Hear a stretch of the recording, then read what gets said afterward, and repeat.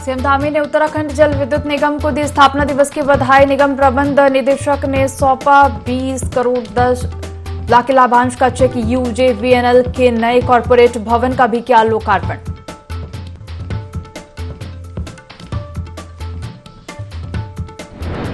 हरिद्वार के ज्वालापुर में शत्रु संपत्ति खुट-बुट करने का मामले का सीएम धामी ने लिया संज्ञान। जो गड़बड़ी करेगा उसके खिलाफ होगी कार्रवाई।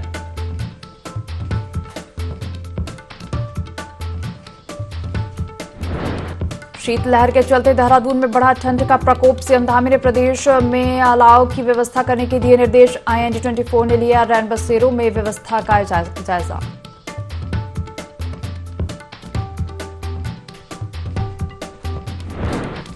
उत्तराखंड में बादलों का पहरा, बर्फबारी होने से तापमान में आई गिरावट। मौसम विभाग ने जारी किया कोहरे और पाले का येलो अलर्ट।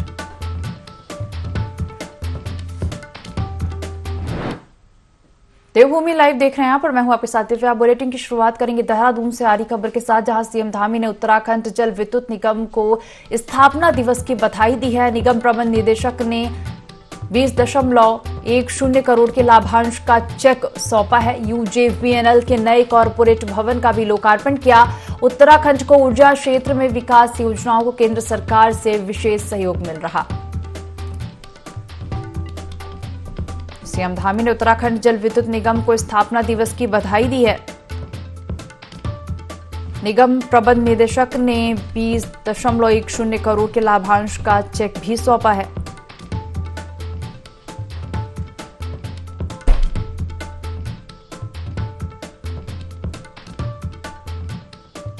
यूजेवीएनएल के नए कॉर्पोरेट भवन का भी लोकार्पण किया। इसके साथ ही उत्तराखंड को ऊर्जा क्षेत्र में विकास योजनाओं को केंद्र सरकार से विशेष सहयोग भी मिल रहा है।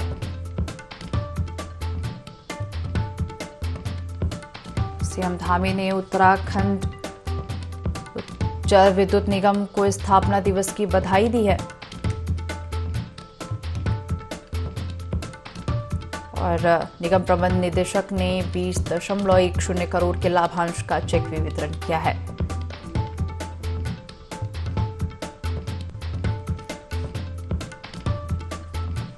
बड़ी खबर आपको बता रहे हैं देहरादून से, जहां सीएम धामी ने उत्तराखंड जल विद्युत निगम को स्थापना दिवस की बधाई दी है और यूजेवीएनएल के नए कॉर्पोरेट भवन का भी लोकार्पण किया।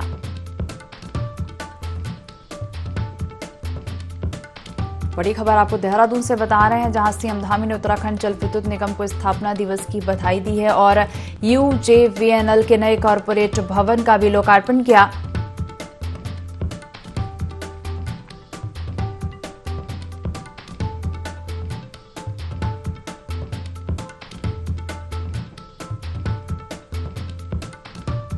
देहरादून से इस वक्त की बड़ी खबर आपको बता रहे हैं, सीएम पुष्कर सिंह धामी ने उत्तराखंड जल विद्युत निगम को स्थापना दिवस की बधाई दी है और यूजेवीएनएल के नए कॉर्पोरेट भवन का भी लोकार्पण किया। इसके साथ ही निगम प्रबंध निदेशक ने 20.10 करोड़ के लाभांश का चेक भी वितरण किया है।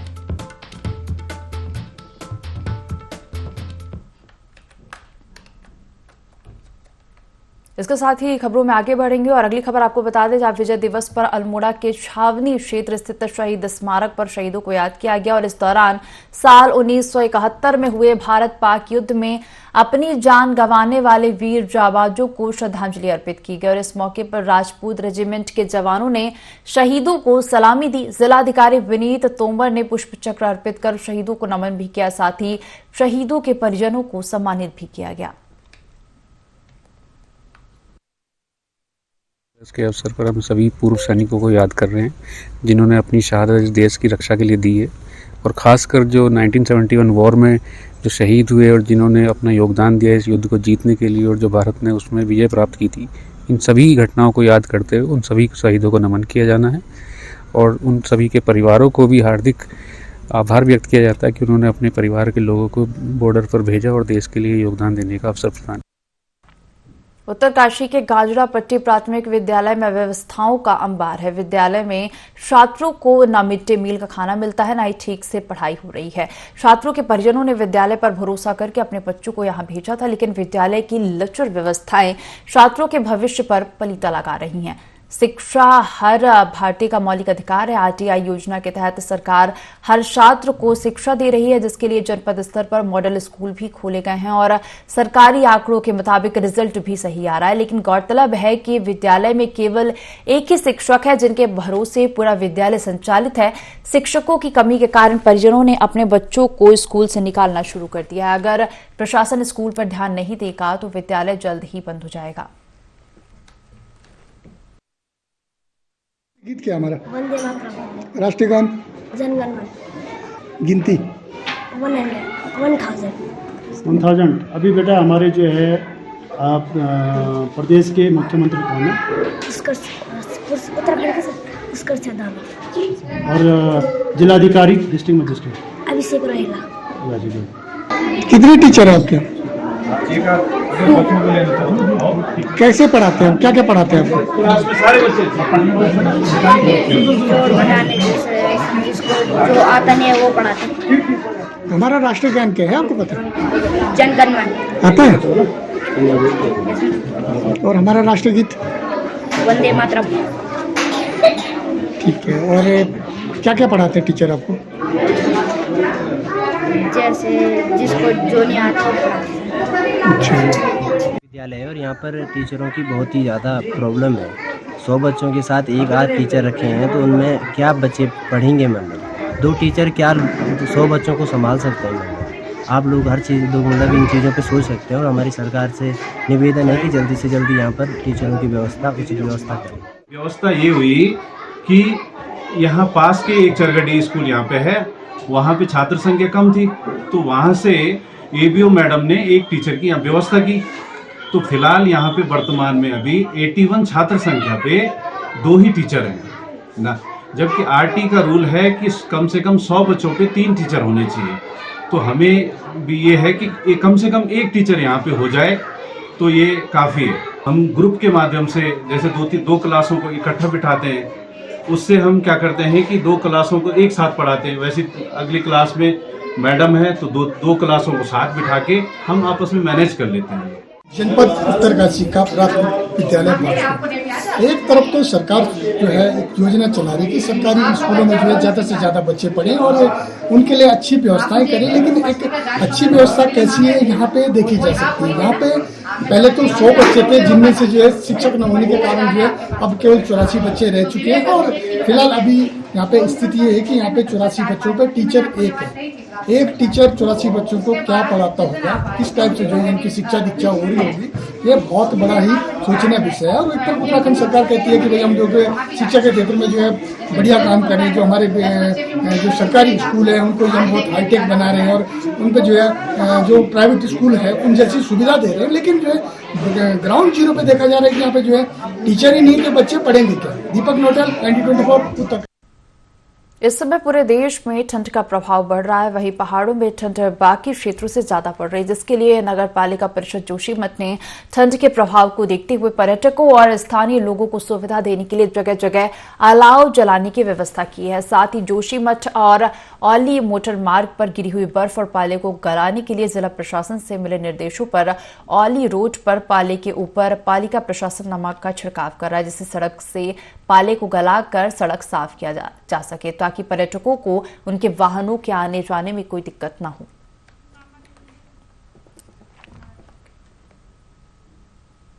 लक्सर क्षेत्र में लगातार फर्जी अस्पतालों में अनगिनत गर्भवती महिलाओं को मौत के मुंह में धकेला जा चुका है। ताजा मामला लक्सर के बसेड़ी खादर स्थित एक निजी अस्पताल से सामने आया, जहां भर्ती गर्भवती महिला की मौत हो गई और परिजनों ने आरोप लगाया कि गर्भवती को अस्पताल में भर्ती कराया था, लेकिन प्रसव के दौरान खून ज्यादा बहने से उसकी मौत हो गई और पीड़िता की मौत चिकित्सकों की लापरवाही से हुई है। महिला की मौत के बाद परिजनों ने हंगामा किया और सरकार से निजी अस्पताल को फर्जी करार देते हुए मामले में सख्त कार्रवाई की मांग की। वहीं सूचना मिलते ही चीतक पुलिसकर्मी मौके पर पहुंचे और जांच में जुट गए।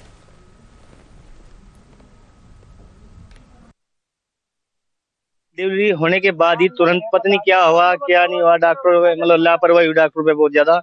ये लड़की के ब्लीडिंग बहुत ज्यादा हो गई, मतलब लड़की तुरंत के तुरंत ही वहाँ पर आंख मीच गई जी। तुरंत नवजीवन हॉस्पिटल है जी, को यहाँ पे ट्रीटमेंट देने के बजाय इन्होंने सीधे बोल दिया कि इसे रेफर कर दो किसी और हॉस्पिटल में ले जाओ, हमारे पास से बाहर होगी बात। ये सांझ लड़के एडमिट हुई बच्ची नॉर्मल होगी, एकदम हालत बिगड़ गई, ब्रेड नहीं रुक पा लड़की का।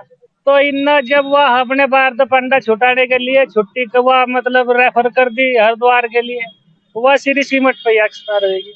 भाई सरकार से यही मांग है, इन सौरों को सब झोला छाप का न बिल्कुल खत्म करो, ये सौरे अगर किसी और बच्ची को नुकसान देंगे। वरिष्ठ भाजपा नेता श्यामवीर सैनी को प्रदेश स्तरीय गन्ना विकास सलाहकार समिति का उपाध्यक्ष बनाया गया। उनके राज्य मंत्री बनाए जाने पर उनके समर्थकों में भारी उत्साह और जश्न का माहौल देखने को मिल रहा है। श्यामवीर सैनी ने भाजपा हाईकमान के साथ साथ मुख्यमंत्री पुष्कर सिंह धामी का भी आभार जताया है।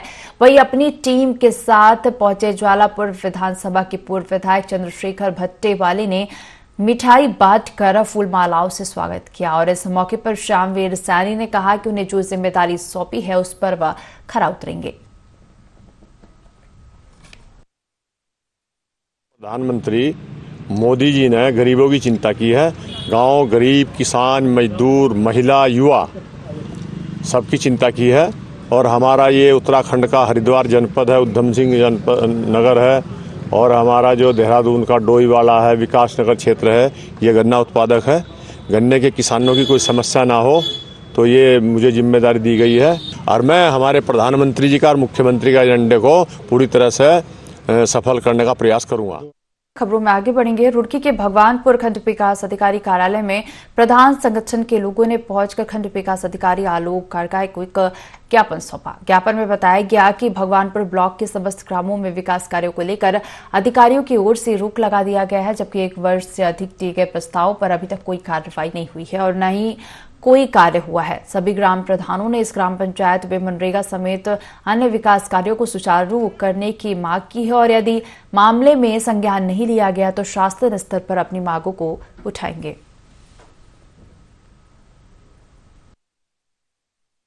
प्रधान संगठन हरिद्वार द्वारा हरिद्वार जिले के समस्त ग्राम पंचायतों में जो फाइलें हमारी चल रही हैं, उन सभी में मनरेगा से जुड़ी हुई जो कार्य है उसमें हमारे पाइपलाइन का कार्य चल रहा है। वो अनुमान्य कार्य है जिसको जिला स्तर पर और ब्लॉक स्तर पर सभी अधिकारी द्वारा रोका जा रहा है। उन्हें सुचारू रूप से दोबारा से चालू किया जाए और उनको प्रॉपर तरीके से जैसे पूर्व योजना में चला है वो कार्य नित्य प्रतिदिन गति प्रदान करे। हम उसके लिए हमने एक ज्ञापन वीडियो साहब को दिया। अगली खबर आपको देहरादून से बता दें, जहां सीएम धामी ने उत्तराखंड जल विद्युत निगम को स्थापना दिवस की बधाई दी है। निगम प्रबंध निदेशक ने 20.10 करोड़ के लाभांश का चेक भी सौंपा है। यूजेफीएनएल के नए कॉर्पोरेट भवन का भी लोकार्पण किया। उत्तराखंड को सौर क्षेत्र में विकास योजनाओं को केंद्र सरकार से विशेष सहयोग भी मिल रहा है। तो सीएम धामी ने उत्तराखंड जल विद्युत निगम को स्थापना दिवस की बधाई देते हुए नए कॉर्पोरेट भवन का लोकार्पण भी किया।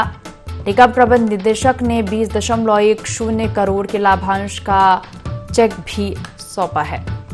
ज्यादा जानकारी लेंगे, संवाददाता विनय सूद हमारे साथ लाइव जुड़ गए हैं। विनय, सीएम पुष्कर सिंह धामी ने उत्तराखंड जल विद्युत निगम को स्थापना दिवस की बधाई दी है, इसके साथ ही नए कॉर्पोरेट भवन का लोकार्पण भी किया है।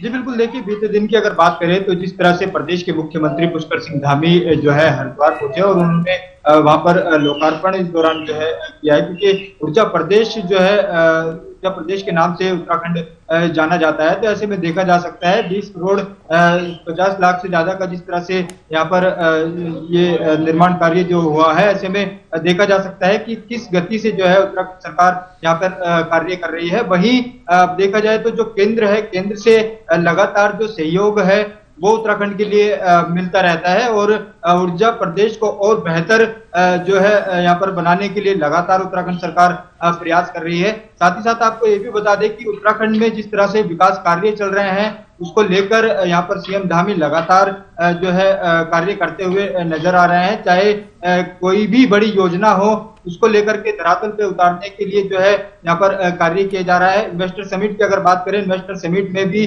2.5 लाख करोड़ का जो लक्ष्य रखा गया था उससे आगे बढ़ने के बाद 3.5 लाख करोड़ का जो यहाँ पर एमओयू है वो यहाँ पर साइन किए गए, जिसमें कि 1 लाख से ज्यादा का जो यहाँ पर लक्ष्य की अगर बात करें तो के लिए भी जो है यहाँ पर जिस तरह से ऊर्जा क्षेत्र में कार्य किया जाना है, तो उसको लेकर के भी जो है यहाँ पर सीएम ने बात की है और बहुत अच्छा जो है यहाँ पर ऊर्जा प्रदेश बनाने के लिए सीएम धामी लगातार कार्य कर रहे हैं। जी जी बिना देखा जाए तो ऊर्जा क्षेत्र में लगातार सीएम पुष्कर सिंह धामी काम कर रहे हैं और इसी कड़ी में अगर देखा जाए तो निगम प्रबंध निदेशक ने 20.10 करोड़ के लाभांश का चेक भी सौंपा है।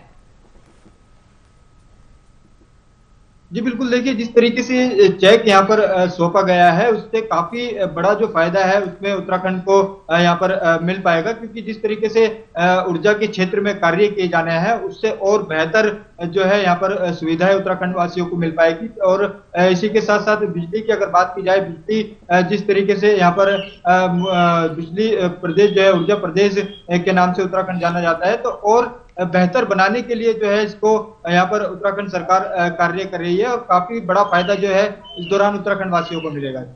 शिवना, जानकारी साझा करने के लिए आपका धन्यवाद। खबरों में आगे बढ़ेंगे, जहां उत्तराखंड के पहाड़ी क्षेत्रों में बीते दिनों बारिश और बर्फबारी हुई है, जिसका असर मैदानी क्षेत्रों में भी देखने को मिल रहा है। और इस दौरान प्रदेश के मुख्यमंत्री पुष्कर सिंह धामी ने आईएसबीटी पर गरीबों को कंबल बांटे थे और ट्रांसपोर्ट नगर स्थित रैन बसेरे का भी निरीक्षण किया था। साथ ही सभी अधिकारियों को निर्देश दिए थे कि अलाव की व्यवस्था करने के साथ ही रैन बसेरों की व्यवस्था भी दुरुस्त की जाए, जिसका IND24 की टीम ने जायजा लिया। ठीक है, लोग भी अच्छे हैं, सब कुछ ठीक है, यहाँ पे कोई प्रॉब्लम नहीं। सब रज़ाई भी मिलती है, बिस्तरा भी है, सब कुछ ठीक है, कोई प्रॉब्लम नहीं है। गर्म पानी मिलता है नहाने के लिए और वॉशरूम भी ठीक है, सब कुछ ठीक है। 1 हफ्ते से यहाँ पे हूँ सर, काफ़ी अच्छी व्यवस्था है, चाय पानी की व्यवस्था है, रजाई गद्दे की व्यवस्था है, अच्छी व्यवस्था है। मैं सर कि यहाँ लगभग मुझे कि हफ्ता 9 दिन हो गए करीब, तो सुविधा मुझे यहाँ बहुत अच्छी लगी। एकदम फ्रेश रहता है, रूम नहाना सारा सब फ्रेश है, एकदम कोई टेंशन नहीं है। फिर उसके साथ सुबह को हमें चाय भी मिलती है, ऐसे कोई जो सब ठीक ठाक है यहाँ। रजाई गद्दा सब जो कि अच्छा मिलता है। हमारे यहाँ जो इनके लिए रजाई गद्दा तकिया वगैरह पानी के लिए उन्होंने के लिए हमने लगा रखा है, पगार लगा रखा है इनके लिए, और बिरजा लगा रखा, नहाने के लिए सोलर लगा रखी है, सोलर से गर्म पानी आता है। और सुबह जो है इनको चाय रस दिया जाता है। यहाँ पे रात सोने की टाइमिंग है सर हमारी, वैसे तो सर्दियों में हमारी 6:30 से 9:30 होती है, लेकिन 10 बजे तक हम खुला रखते हैं। जोशीमठ में हुई बर्फबारी के बाद अब राजधानी देहरादून में भी शीतलहर का असर देखने को मिल रहा है, जिसको लेकर प्रदेश के मुख्यमंत्री पुष्कर सिंह धामी ने सभी अधिकारियों को निर्देश दिए हैं कि अलाव की व्यवस्था करने के साथ ही रैन बसेरों में भी जो है पूरी तरीके से व्यवस्थाएं की जाए और उनको दुरुस्त की जाए, जिससे कि आम लोगों को सर्दी के प्रकोप ना झेलना पड़े। ऐसे में देखा जा सकता है कि प्रदेश के मुख्यमंत्री किस तरह से उत्तराखंड के विकास को लेकर तो कार्य कर ही रहे हैं, वहीं आम आदमी को लेकर भी किस तरीके से जो है उनका कार्य उत्तराखंड में चल रहा है। देहरादून से IND24 के लिए विनय सूद। उत्तराखंड सरकार उपभोक्ताओं को बिल जमा करने के लिए जागरूक कर रही है। उपभोक्ताओं को जागरूक करने के लिए सरकार बिल लाओ इनाम पाओ योजना चला रही है, जिससे लगातार उपभोक्ता बिल जमा करने में रुचि दिखा रहे हैं। बता दें कि उपभोक्ता BLIPU के ऐप के माध्यम से बिल अपलोड करते हैं, जिसके बाद ऐप के माध्यम से विजेताओं की घोषणा की जाती है। और इसी क्रम में मंत्री प्रेमचंद अग्रवाल ने लकी ड्रॉ के 12वें और 13वें विजेता का नाम भी घोषित किया। मंत्री प्रेमचंद अग्रवाल ने कहा कि उपभोक्ताओं में लगातार बिल लाओ इनाम पाओ योजना के प्रति रुचि बढ़ रही है। नवंबर महीने में 64,828 बिलों को शामिल किया गया था, जिनका मूल्य 26 करोड़ 50 लाख रुपए है, जो एक नया रिकॉर्ड है।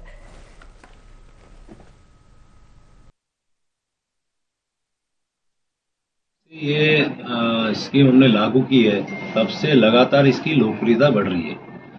और इस बार भी जब 2 माह का हमने यहाँ पे लकी ड्रॉ निकाला, तो सबसे बड़ी उत्साह की बात यह है कि नवंबर माह में अभी तक का सबसे ज़्यादा हमें बिल मूल्य भी मिला है और उपभोक्ता भी बहुत ज़्यादा इसमें बिल उन्होंने अपलोड किए हैं। 64,828 बिल अपलोड हुए हैं और 28 करोड़ 50 लाख रुपए का इनका बिल मूल्य अभी हमें मिला है। तो आप समझिए कि जनता में इसका बहुत जनता में उत्साह है और उनके उत्साह और उनकी मांग को देखते हुए हमने इस स्कीम को 31 मार्च 2024 तक के लिए बढ़ाया भी है। तो GST डिपार्टमेंट को मैं बहुत साधुवाद दे रहा हूँ और तमाम उपभोक्ताओं को जिनको आज हमने 1500 अक्टूबर माह के 1500 नवंबर माह के जिनको आज इनाम मिला है उनको मैं बहुत बधाई दे रहा हूँ।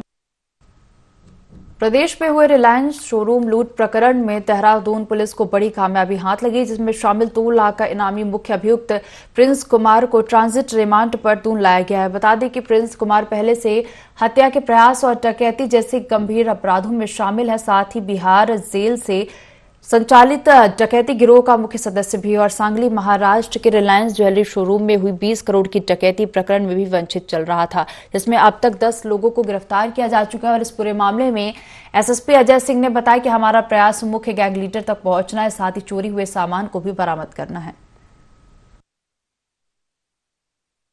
रिलायंस शोरूम के जो डकैती पड़ी थी इसमें ये 10वीं गिरफ्तारी है और ये इसलिए महत्वपूर्ण हो जाती है कि ये तीसरा मेन अभियुक्त था जो घटना स्थल पर मेन घटना कारित करने में शामिल था। अन्य 7 लोग जो भी गिरफ्तार हुए तो कहीं ना कहीं किसी न किसी रूप से मदद करने में, लॉजिस्टिक उपलब्ध कराने में गिरफ्तार हुए थे। तो प्रिंस की गिरफ्तारी बिहार उपरांत जिसको ट्रांजिट रिमांड पर लाया गया यहाँ पर, और जो उससे जानकारी की गई उसमें यही पता चला कि 4 अभियुक्त जो इसके साथ में थे वो बिहार से कार द्वारा चले थे और अम्बाला में उन्होंने गाड़ी चेंज करी। अम्बाला के बाद वो विभिन्न रास्तों से मोटरसाइकिल जो वाहन लूट के अरेंज किए गए थे, चोरी के अरेंज किए गए थे, उनके माध्यम से ये हरिद्वार के गेस्ट हाउस में पहुंचे और वहां के बाद कुछ लोग अलग चले गए, 2 लोग वहां रुके थे। 1-1.5 महीने पहले घूमकर देखकर सभी चीज़ों की रेकी करने के उपरांत इस पूरे प्लान को अंजाम दिया गया था।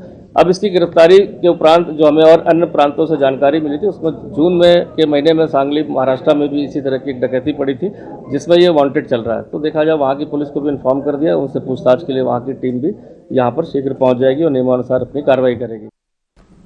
देहरादून में पुलिस ने ब्लाइंड मर्डर की गुत्थी सुलझाने में कामयाबी हासिल की। दरअसल कालसी क्षेत्र में अलावा नदी के किनारे स्थित एक फार्म हाउस में पंखे से लटका एक शख्स का शव मिला था। पुलिस इसे खुदकुशी का मामला मान रही थी, लेकिन पोस्टमार्टम में पता लगा कि गला दबाने के बाद उसे लटकाया गया और इसके बाद पुलिस ने जांच शुरू की तो खुलासा हुआ कि शराबखोरी के विवाद में दोस्त ने गला दबाकर हत्या कर दी थी और वारदात को आत्महत्या के रूप में दिखाने के लिए शव को पंखे से टांग दिया था।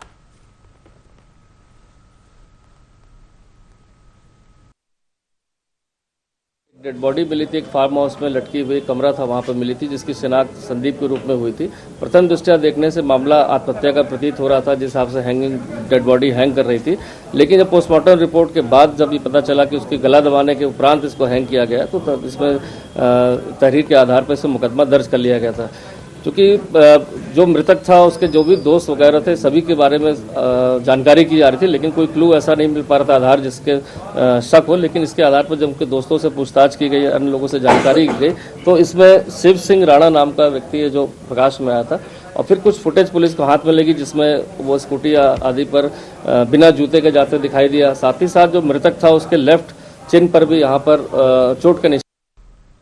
इस बुलेटिन में फिलहाल इतना ही। आप बने रहिए IND 24 के साथ। नमस्कार।